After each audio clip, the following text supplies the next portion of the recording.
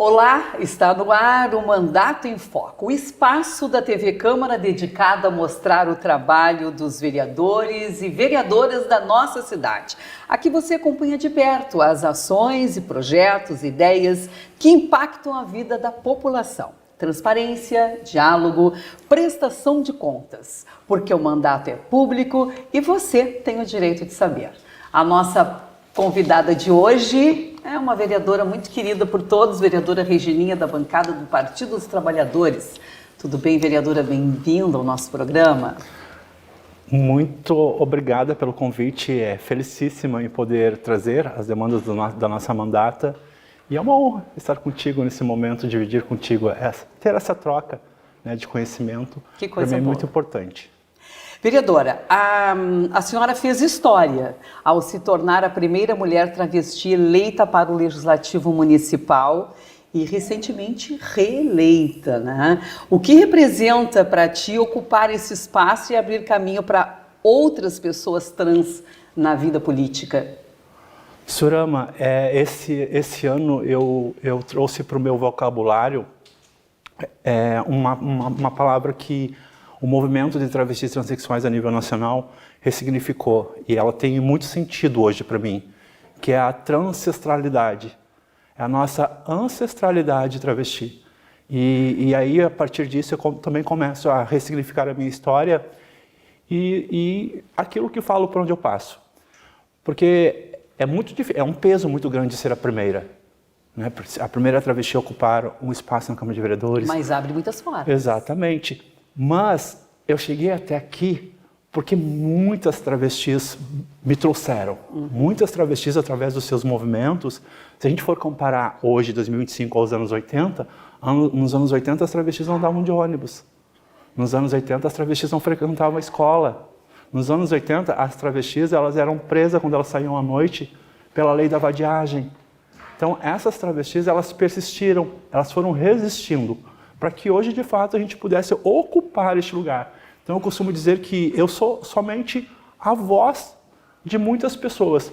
E eu acredito que a chegada na Câmara de Vereadores, nesse espaço que é político, que também não é pensado para nós, já não é pensado para as mulheres cis. E também não é pensado para nós. Então, quando eu chego nesse lugar, aí eu percebo a responsabilidade do peso de ser uma travesti parlamentar. E aí, essa responsabilidade faz com que eu também repense toda a minha vida e como eu irei me comunicar com a sociedade, com as pessoas a partir deste mandato. Porque tudo é novo. Eu costumo dizer também, Surama, que eu não tinha uma receita pronta. Por se tratar da primeira travesti parlamentar, eu tinha que primeiro criar este lugar, me movimentar, enxergar como era feita a política a partir dos homens e das mulheres que já estavam aqui nessa casa e ressignificar a minha história aqui dentro.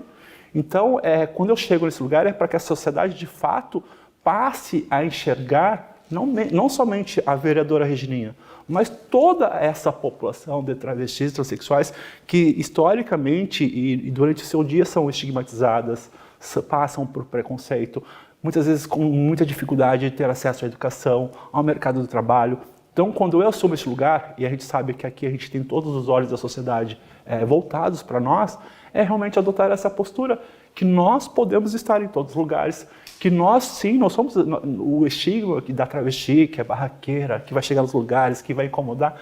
Eu acho que a sociedade precisa se repensar, porque isso é uma leitura que a sociedade fazia da gente lá nos anos 70, nos anos 80. Hoje, a gente também... Porque era a única forma de serem vistas, né? Exatamente. E além de, por conta de toda a violência, elas tinham que associar a imagem delas a essa marginalização para resistir, para realmente sobreviver. Porque o movimento, a gente vai falar acho que sobre isso também, o movimento LGBT, ele surge lá nos anos 70, em 69, lá na história da revolta de Stonewall, que as travestis já estavam presentes. A gente tem Marsha P. Johnson, que foi uma das mulheres pioneiras. Em 1969, nos Estados Unidos, naquela revolta, ela já estava na linha de frente.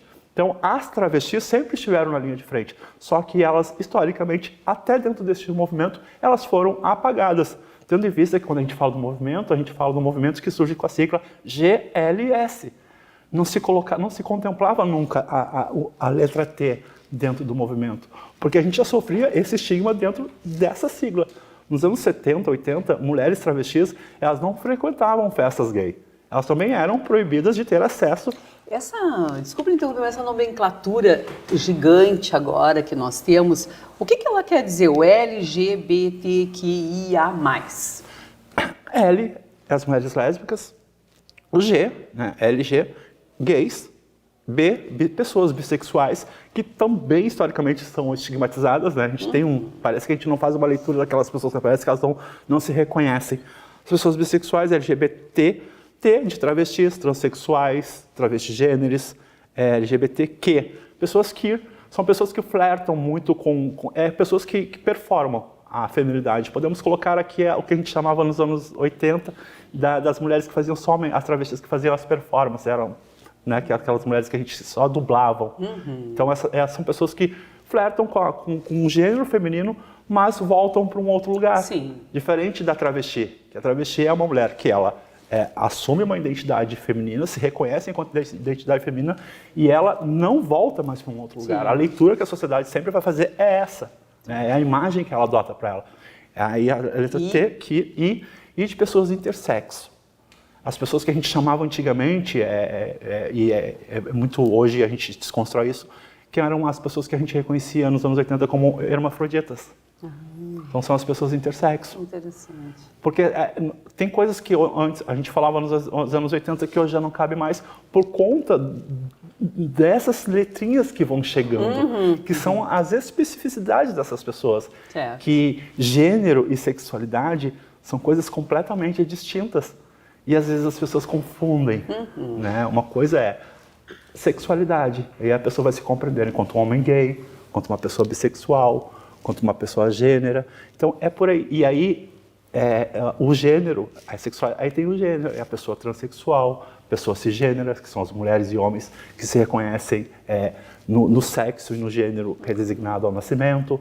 Então, são essas questões que a gente precisa trazer também para dentro desse lugar, porque se já tem esse corpo político, esse corpo político ele não pode ser silenciado ou não permitido que se fale sobre essas questões dentro do parlamento. A senhora também está à frente como presidenta da Escola do Legislativo, que bem poucas câmaras têm, né? O que isso representa?